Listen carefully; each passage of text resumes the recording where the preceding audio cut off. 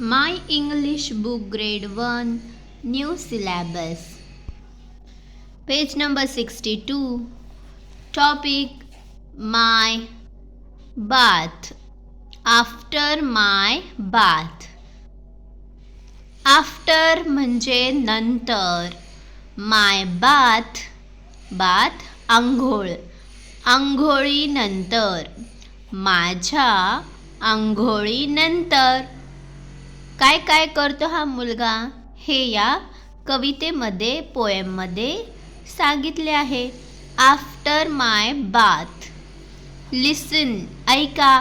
सिंग गाणे म्हणा. And recite पुन्हा सराव करा. Let's Singh this song. After my bath I try to wipe myself till I'm dry. After my bath, I try to wipe myself till I'm dry.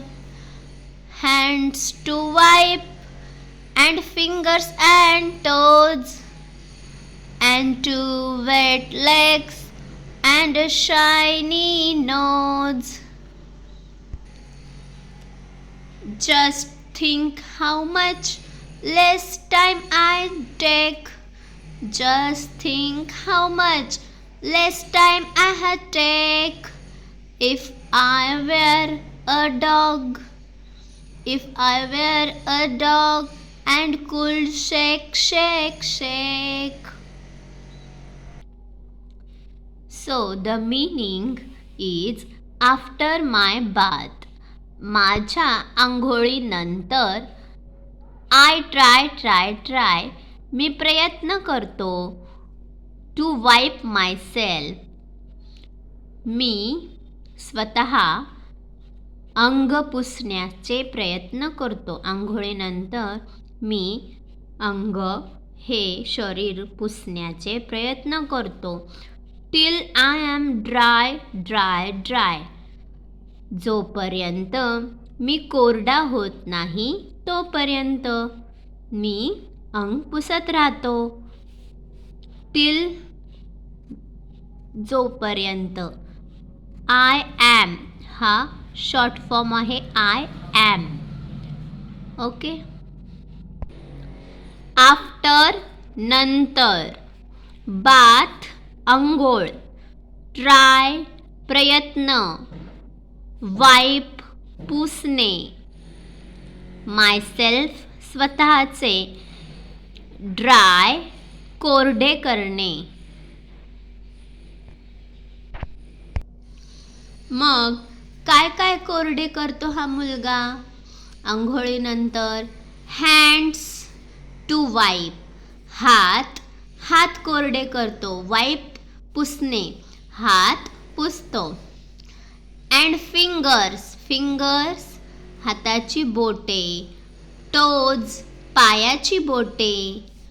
To weight legs दोन ओले पाय. Weight ओले. दोन हे आपले पाय. अँड अ शायनी नोज नाक. Shiny चमकदार नाक. पुढे just think how much less time I had take. मी विचार करतो की किती कमी वेळात मी हे सर्व पुसतो. किती कमी वेळ घेऊन मी हे पुसतो. If I were a dog जर मी कुत्रा असतो तर. अँड कुल्ड शेक तर मी अंग हलवले असते. शेक म्हणजे हलवणे. शेक हलवणे. कुत्र्यासारखे असे अंग हलवून कोरडे केले असते. जस्ट थिंक विचार. How much less time. How much किती. लेस टाईम कमी वेळ. If I wear a dog. Dog कुत्रा. Shake हलवणे. After my bath, I try to wipe myself till I'm dry. माझी आंघोळ झाल्यानंतर मी प्रयत्न करतो स्वतःचे स्वतः अंग पुसून कोरडे करतो. Hands to wipe and fingers and toes. पुसण्यासाठी हाताची बोटे, टोज पायाची बोटे. टू वेट लेग्स दोन ओले पाय. अँड आणि शायनी नोज चमकदार नाक. असे हे मी पुसतो. Just think how much less time I had take. मी फक्त विचार करतो किती कमी वेळात मी हे सर्व करतो. If I were a dog and could shake.